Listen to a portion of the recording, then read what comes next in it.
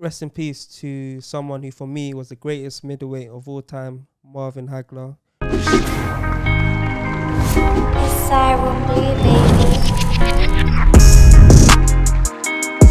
Yo guys, it's your boy the Purist. I am back with Mickey. Yes. And we're here to talk boxing. Alright, Tyson Fury versus Anthony Joshua. The fight looks to be announced. Eddie Hearn leaked it to one of the media personnel, and he said the fight has been signed. This is on the back of Tyson Fury pretty much saying the fight's not happening. He was basically saying he's been drinking lager and whatnot. 12 pints a day, that's how he gets all his calories up. They asked him, are you training? He said no. Then after that said, was you sparring? And he said, I sparred yesterday. That's what I'm saying. It's all getting mad, isn't it? It's all getting mad, man. It's like, and the worst thing is when we last spoke on the Sunday, I believe, or Saturday, after Tyson Fury said what he said about, the fight's not even going ahead. We spoke about what we could, what's worth talking about, and all of a sudden everything's changed again. Then next things are coming out where the fight's been made. Then now I believe Warren's come out saying that whoa, everyone hold back, it's not made yet. Yeah, from what I read is Frank Warren said they're gonna do joint announcements when things happen, innit? Yeah. So I'm not sure if he's saying what Eddie Hearn said was incorrect. The contracts might have been signed. I don't think he said it hasn't been signed. But if you're signing contracts with no date, no venue, no nothing, is it really a contract? You ain't signing up. Yeah. That's why, for right now, it seems like it's more theatrics than anything, man. It feels like it's more egos within the promoters than the actual. I feel like that causes more fucking aggravation. Like it seems like Warren got upset that the fight got announced and he didn't get to announce it, innit? Yeah. But Eddie Hearn didn't really announce it either, just leaked it to the media and then let social media do the announcing for him. But I come more on Eddie Hearn's side of social media things, innit? Yeah, of course. You know what Eddie I mean? Hearn's sly, he's smart, innit? Yeah, come on, brother. And the men are petty with each other, but is that good for boxing? Is that holding up these fights? You know what I mean? As long as you see it, 2 fights this year, that's all that counts, innit? Yeah. There shouldn't be any reason why they don't go ahead. Obviously, it would be petty if it doesn't, but boxing needs it. But I find it hard to even get into the talking of the actual fight itself yet with all of this going on. You know what I mean? Yeah, once it's announced, it will just be purely about the fight, innit? Yeah. Actually, no, the build-up as well. See how Tyson Fury gets in his head, innit? Yeah. It'll be an entertaining one. Yeah. But AJ's got to come with something, though. I reckon AJ, he'll pull out the landlord thing and all that, you know what I mean? But he's got to get cracking. Just get the ball rolling. I think everyone's had enough of the talk of it potentially happening, and we just want to get to that stage of, right, we know it's happening at this date, this time. Why do you think Tyson Fury was talking down on the fight so much? We spoke about this. You know, I said my personal opinion is Tyson just loves he loves playing that guy, innit? He loves controversy. He loves, you know what I mean? Everyone says, the fight's happening. He just wants to throw a spanner in the works. I think that was just petty behavior from his point of view and just him just being silly, you know what I mean? I think maybe a slight bit of frustration as well that it hasn't been confirmed yet, but I don't think I tried not to read too much into that. Me personally, I think he wanted a tune-up fight. Yeah. My brother was saying every time you listen to what he's saying, I haven't fought in over a year. I've been training for so long for no reason. Even on the MTK show, he's talking about these young kids, they're able to come out here and fight, and they know when they're fighting next. I don't know when I'm fighting next. I haven't fought in over the year. He basically saying he's rusty, isn't it? So I think he wanted a fight before he goes against the biggest. Before he goes into a fight against the biggest challenge he's ever faced. Does he have the right to do so? Does he have the right to do so? You can't talk all that shit and then say I need a warm-up fight. Yeah, exactly. As a WBC heavyweight champion, obviously you've got rights, but come on, man, it's at that time and place now. You've come out of retirement. You've done that long layoff. You can't be talking about, I've had a year out of the game. I can't take on AJ. The fight's there now. Especially when you say any man, anywhere, anytime. You know me, I'm pro Fury, but if he comes out with that talk and tries to prolong this fight for a warm-up fight, I'm boycotting him, bro. You're jumping bandwagon. I'll get the AJ t-shirt. I'll get the AJ. But what were you saying? Tactically? You want to get into it now? No, we've got a lot of time to get into that. Cool. We just want to see them get into the ring. We want to see the very first press conference, innit? Get that settled. Do you reckon it'll be a British fight? In Britain? The second one, probably. Not the first one. Because I remember even Fury the other day said, I'm never fighting in the UK again. Yeah. Obviously, he's definitely not being truthful there, isn't it? Yeah. And if they're trying to get the fight to happen soon, obviously fans involved and all that. Do you think they're going to follow UFC and go Florida, sell out. No, I think they'll go Dubai, get the Arab money. What happened in Florida? UFC 261 has been announced that they're gonna sell out. Full crowd. Ain't Canelo trying to get a full crowd Texas. in Texas as well? Yeah. So it seems like over there, it seems like Opening up. yeah. But that's why they got the biggest death rate as well, though. Let's be real. Well, that's nothing to do with the guns or not. No, that's That don't affect the money. Yeah, for real, innit? And the COVID death rate, so what's in the world? What but also you got the where was the last AJ Ruiz fight? I can't remember, but some in the Middle East, isn't it? Saudi Arabia. Saudi, yeah, that was in Saudi Arabia. Yeah, Riyadh, I think. Yeah, so that's obviously seems like they got a lot of money, a lot of things going over there at the moment. So obviously that's a possibility. And I would not begrudge them for not having it in Britain. Obviously everyone's talking about, you know what I mean, the biggest fight, battle of Britain, biggest fight British. But it needs a crowd though. You can't have that fight with no crowd. Yeah. That's what I'm saying. I won't begrudge them going aboard. Obviously, if they're getting a full crowd somewhere, and obviously the money's gonna make up as well. They're gonna get earn a lot of money. The rematch got to be here though. Yeah, one of the fights have to be. Yeah. But saying that, all these 2-fight deals, yeah, I'm all for it. It's nice, you know what you. But I want one of these brothers going in there with the mentality of I'm killing this don. You know what I'm saying? I don't want. I'll be honest. I'll rather it where the first fight is just obviously if it's such a classic fight where they're both at it, you know what I mean, going back and forth, and it's a great fight. Then, of course, you want to see the rematch. I can't see it being like that. Listen, Fury just gonna pepper him. Someone's gonna come out on top, innit? It's a fight, innit? AJ could get in there. I'm not gonna lie. A lot of people have been Twisting your arm. They've been pulling me. I've been swaying because I've been swaying. Yeah, that lead right hand and that. You know what I mean? That lead right hand left hook. AJ, you never know. It's the biggest fight of his life, innit? But I just want to see them man go at it. I just want to see both of them lay it all on the line, not thinking about we got a 2-fight deal and we got this lined up and we got this much million in the bank. I want them both in the ring thinking that this is all that matters. This is all I've got. It's all or nothing. You know what I mean? For that fight. Dubai don't look like they're gonna have fans soon though. They closing doors again. Yeah, because of COVID, innit? Where'd you hear that? Jordan yesterday actually. yeah, Jordan said it yesterday. Say not a good source. Yeah. We'll look into that one. All right, Lawrence Okolie is fighting for a world title. I believe the WBO belt against Christoph Glownacki. Of course, Okolie's been sort of fast-tracked in his career. He's done the British scene, to be fair to him. I don't feel like he's done that, like the gatekeeper world level guy. He hasn't really gone through there. They'll go straight to the deep end against a person who's been at world level for quite a while now. He's probably on the downturn, but he's still fought at much higher level than Okolie's ever fought at. How do you see it going? Okolie smokes him, bruv. Yeah. That's my guy, man. Come on, bruv. Big cruiserweight, 6'6", hitting like that. You know what I'm saying? He's gonna get in there, yeah.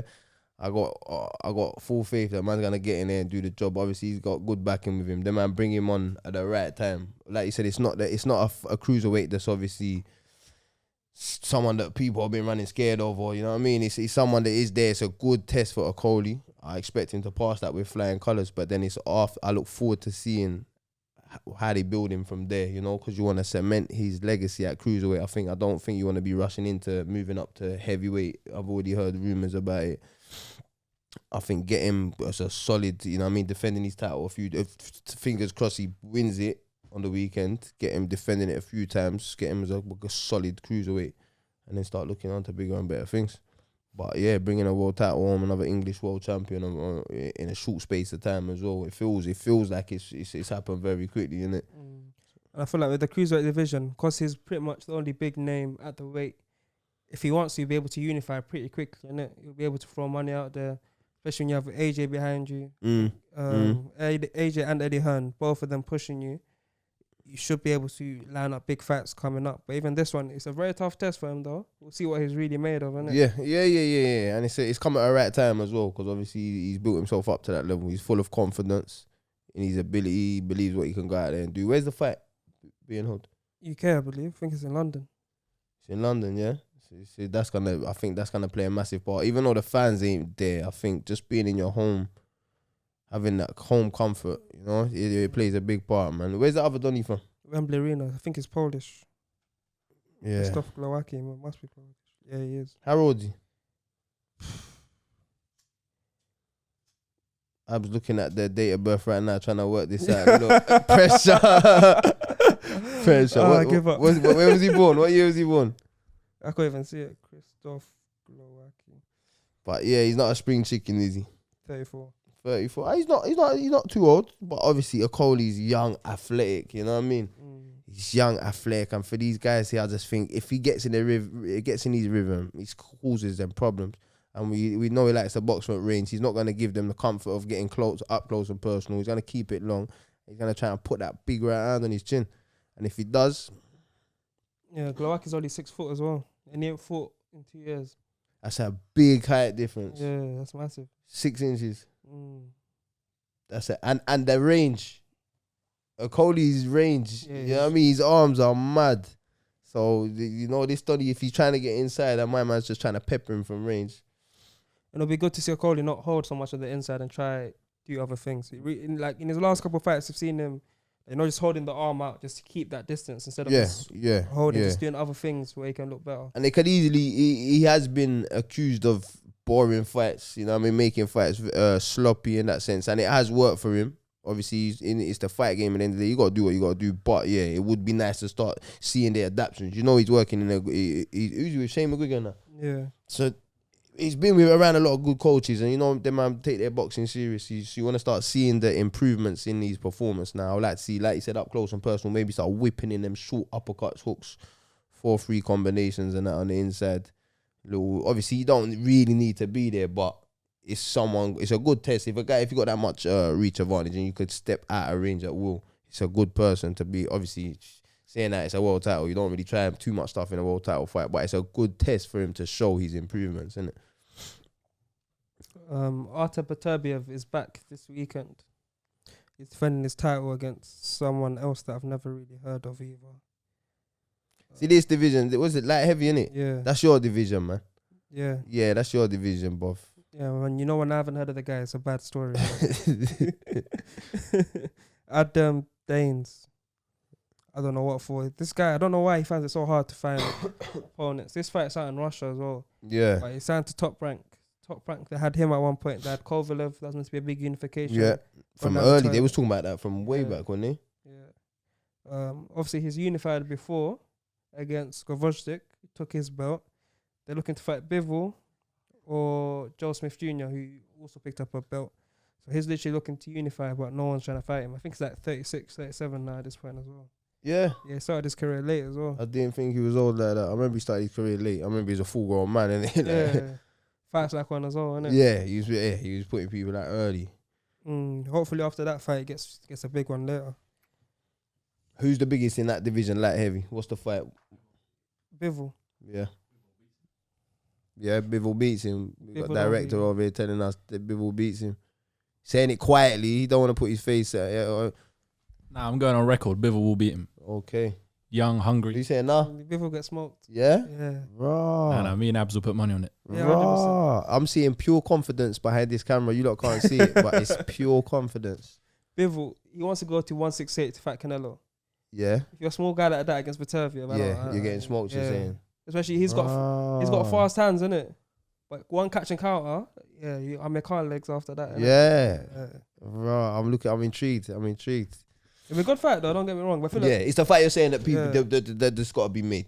So it's like the I'm just saying, Gvozdyk was winning that fight. Not winning it, but it was very, very close until he got hurt. And Gvozdyk's older. Gvozdyk's older as well. By round 3, I knew Gvozdyk was getting knocked out. Fair.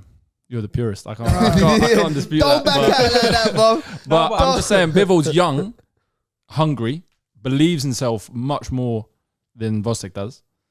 And yeah. I think it'll be a similar fight though. But it's right, even the commentator was saying Andre Ward's like, Gvozdyk's winning the rounds, but it feels like a father fighting his son right now. He knows I'm just going to walk the through time's going to come. Yeah, the time's going to come, innit? No matter what you do to me right now, I'm going to get you. That reminded me of Azuma Nelson. I swear he said that to someone. I'm sure he said that to someone. He said, he felt like my son. I'm sure he said it. I'm going to find it for the next episode. He said, I'm going to find the actual quote. He said he just felt like he was like my son in there. I think it was like, if I remember right, it was a third round stoppage or something. And he said, "What? You took your time." And he said, "No, it was like my son. I just give him a few chances in there before I had to punish him and put him in his place." I'm going to find that one. The legend that is Azuma Nelson, man. But yeah. But yeah, either way, if you're saying that's the fight that we want to see at light heavy, it's gotta be work. It's gotta be a pick and fight, innit? So he's saying he's calling out, putting the money down.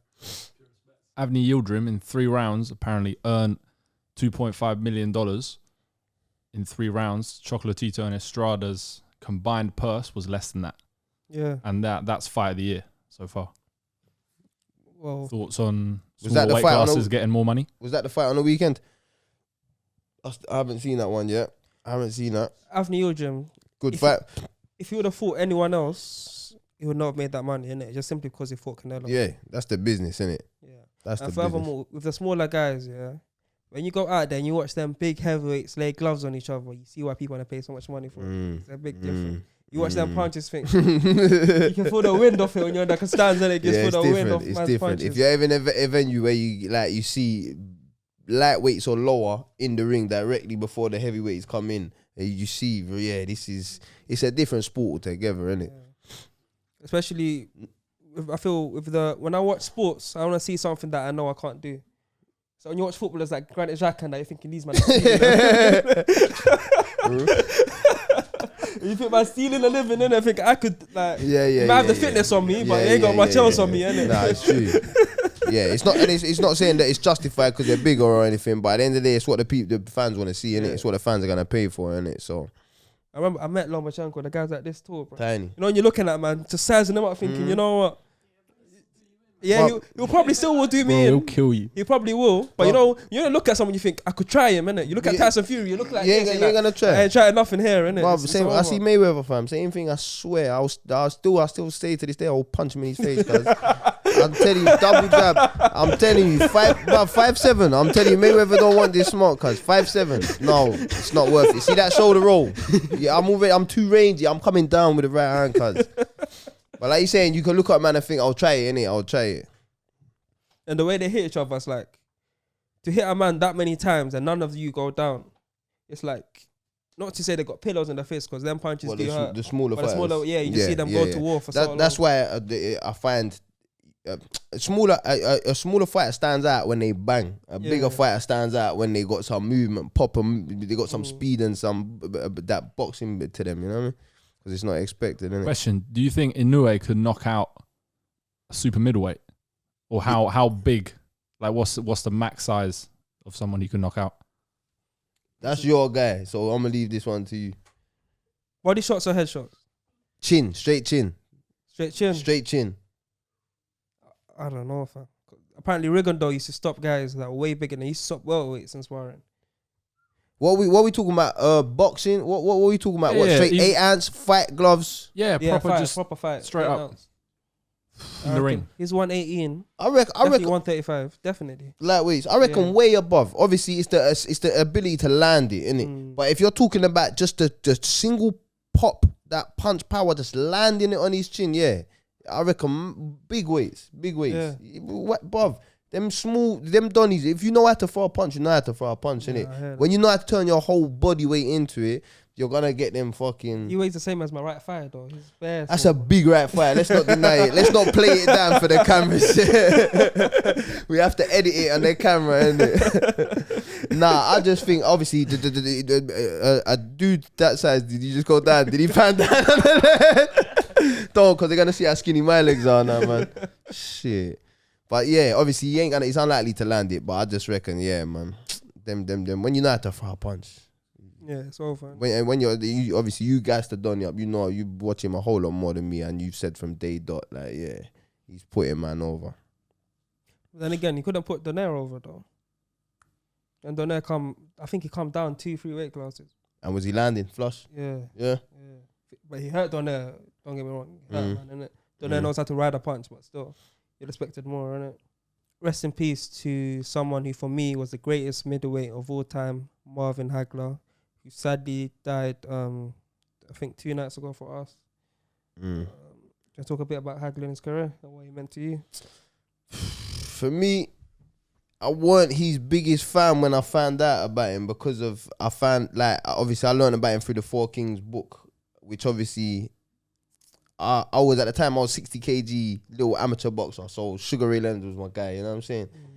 as time went on, I started to love Tommy Hearns. Obviously, I grew like him. I was rangy for my weight, and obviously having a punch power. And then Duran, you look at his legacy, the left guy from the lightweight, going all the way through the divisions. But you look at what Hagler done just as from middleweight, from the start of his career. You know what I mean? The guy dominated that division, innit? And if you look at his story and how he did it, you know what I mean? What was the fight in England where they first world title fight, innit? first world title fight? The one who won it, sorry. Alan Minter. Yeah, Alan Minter. Alan Minter stopped him, and then obviously everyone had to rescue Hagler in the ring. Everyone's dashing shit at him, and it was a hostile time to be going abroad and fighting other people. But he done everything you weren't supposed to do. He done it the hard way, and he come the hard way up. And I think that shows in his boxing. He weren't the pretty boy. He weren't this. He weren't that. He just got in there, war, and get the job done. So yeah, and I think for me, it's like sometimes if you could create the perfect boxer. I won't say he's a perfect boxer, but southpaw, orthodox. He can box at range. He can box on the inside, and the switch hitting, especially when he does it. Some fighters they can go orthodox, they can go southpaw, but guys can't do it literally just interchanging and just going through it. He was so fluid, just innit? comfortable. Yeah. Comfortable. Even like you said, he never got his dues. He literally had to change his name legally to Marvelous Marvin Hagler because none of the commentators would ever say his name. Marvelous, call him the Marvelous One. Yeah. It's mad. What was it? It must have been late last week before the death. Someone put up like what do you call them? Them fights, imaginary fights, like the best imaginary fights. They put him and someone else. Who was it? It's Canelo. It was, innit? Canelo, yeah. And I messaged you. I said, what are you saying about this one? I fully messaged him like to say, oh, I'm a bit unsure. Abs had to remind me very quickly. He had to remind me very quickly. But I was just getting caught up in the Canelo movement and all of that. No, Abs just brought me back down. He brought me down to earth. He said, no, go watch this guy as a middleweight. See what he does, see what he's capable of. Don't even compare man today and that, you know what I mean, to what this guy has done, so. Still a bit annoyed at that one still because a lot of people pick Canelo as well. It's hard though, innit? Because it's like what you remember. It's easier to remember, innit? Yeah. Honestly, Bob, I sat there and I'm just playing the styles through my head, but you ain't really going through the fights that these men come through. And if you can't handle Golovkin, don't ever talk about Hagler, bro. Yeah, for real. Plus, any guy who runs backwards in work boots screaming war at 5 in the morning, yeah. don't mess with him. Yeah, leave it. Don't go near him. Yeah. Low key, that video is not on YouTube. What one? The one where he's running at wow. Yeah, that's not on YouTube. Someone should find that. Yeah. But you can imagine it, man. And he's with these Italian dons as well, innit? But the backstory is sick, innit? The backstory is actually, what was it? Were they brothers? I don't know the story. The Italian don, he trained, was he his manager? Was he his trainer or man? Huh? He lived over there. He basically got taken in. He basically became a movie star, innit? Yeah, he speaks over good there. Italian. Yeah. He speaks decent Italian. He got taken in by the Italians from young, innit? And the man just looked after him, brought him up, man. He used to do these shitty movies that they have. My grandma used to watch them a little bit. I think it's Rambo. No, not Rambo. Commando or Marine, something like that. And it's he was like in a a really cheap action film. Yeah. But yeah, he's speaking. No one would say, no one talk bad about the film though, would they? No one say nothing bad about it. But that generation of fighters, man, the 4 kings that they call them, that was an era of boxing that I think will forever be looked back on, and fighters will always try and compare their eras to that era. You know what I mean? Yeah, it's like these days when people say like Ryan Garcia, Devin Haney, Gervonta Davis, Teofimo Lopez, call them the 4 kings. I think that's the most disrespectful shit I've ever heard. Them guys even fought no one, let alone each other, innit? To compare yourself to them greats. It's hard to see because of the way boxing was then to how it is now. It's hard to see it ever having another thing like that. You know what I mean? And the way you had Sugar Ray Leonard was the golden boy. Yeah, Tommy Hearns was like, obviously he's from the Kronk gym. He come up Detroit. Was he from Detroit? Yeah. You got the Roberto Duran, started off a lot smaller than them, all the way over in Panama. They all had their stories going up. 4 Kings, if you haven't read the book. Is there a film? Is there a video at? There must be a couple of documentaries. There might, but they're definitely the book. If you're into books and that, the boxing book, definitely worth the read, man. Great book. As a boxing fan, you can only hope that they do actually become that, and the only way that happens is by them all fighting each other Yeah. and fighting each other multiple times. Who we talking about? The Garcias But- and the no, no, Haneys and the... But over time as well. Like the thing is, like the reason why they're great is because they all fought each other. the reason why they're great is because they would have been great without each other. Because Floyd didn't have those guys to sharpen his skills against, but he still knows great. It's like Roberto Duran, probably the greatest inside fighter ever. Whether he fought them or not, he always had them skills. Sugar Ray Leonard, in his style, he's But probably one of the they best. got highlighted against each other, innit? One shot against... Duran was the best lightweight ever before he done that. Like Thomas Hearns, no matter who would have fought, he's that tall, rangy guy who was always going to be... Walter. Yeah. He didn't need to go middle and he ended up... When it comes to that tall, rangy style, he's the best in those weight classes to ever do it. Hagler was middleweight before any of those guys come up. He was undisputed before he ever fought any of those guys. And he was literally the best switch hitter, probably still to this day. It's like individually, they were all ridiculously great and they made each other better. These guys individually, no offense to Ryan Garcia, but do you really think he's going to become one of the best fighters of all time? Fair. You know what I mean? And it's like there is levels at the same time. Yeah. I think, but that argument, I think also is down to They're still young. Yeah, and it's down to the way boxing is now compared to the way boxing was then. See, then, this is my problem with boxing today and a lot of boxers today. Then, all you worried about was perfecting your craft. Now you have to perfect your image. You have to perfect your marketing team. Right. You got all and Ryan Garcia is doing that, and that's taking away. That will take away from what the Roberto Durans and what Hearns and Hagler and them man had, which was pure hunger. They knew if they lost the fight, even at their peak of their career, they was one fight away from never getting an opportunity to come out on a big stage again. It was all or nothing for them. That's why that war mentality, all that jogging back in steel-toe work, you won't see these boys doing it. Also, one more thing. Thomas Hearns was 21 and the world champion when he fought Sugar Ray Leonard the first time. So them guys were hella young as well. From early. Do you know that fight got offered? They offered, because obviously Sugar Ray Leonard was a golden boy. So he was picking opponents. He had the route mapped out for him.